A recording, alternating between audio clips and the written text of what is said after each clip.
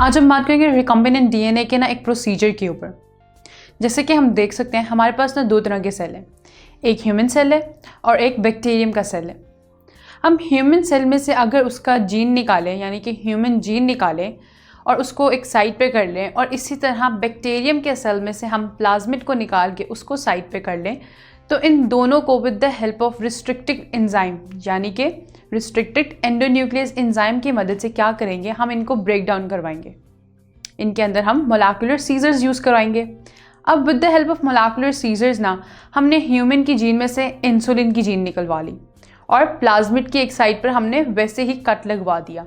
अब फर्दर क्या होगा, हमें पता है कि डीएनए के अंदर ना एक एंजाइम होता है जो मदद करता है चीज़ों को जोड़ने में, स्ट्रैंड्स को जोड़ने में, न्यूक्लियोटाइड्स को जोड़ने में, जिसको हम डीएनए लाइगेज का नाम देते हैं।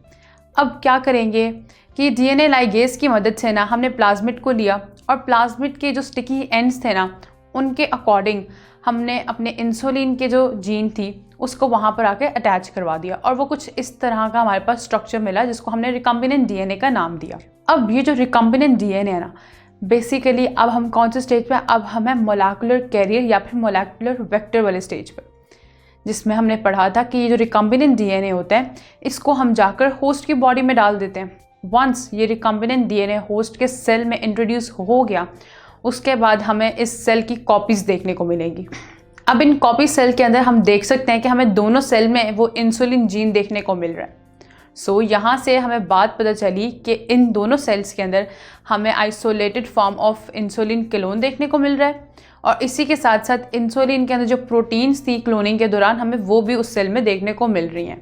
तो ये एक सारा प्रोसेस था कि किस तरह जो हमने पढ़ा कि रिकॉम्बिनेंट डीएनए टेक्नोलॉजी है वो किस प्रोसीजर से, कौन कौन से स्टेप से और किस तरह प्रोसेस में आती है। तो ये सारे उसका एक प्रोसीजर था, बाकी हम पढ़ेंगे नेक्स्ट लेक्चर में। अगर आप ये लेक्चर कंप्लीट देखना चाहते हैं और उसके साथ साथ हज़ारों MCQs और उनकी एक्सप्लेनेशंस चाहते हैं तो अभी कृपया गूगल प्ले स्टोर पे जाइए और डाउनलोड कीजिए ऐप हिप्पो ई-लर्निंग प्रोग्राम। खुद भी इसे इस्तेमाल करें और इसके साथ साथ अपने फ्रेंड्स और अपने क्लास फेलो को भी अनुशंसा करें। And don't forget to like this video and subscribe to our channel. धन्यवाद।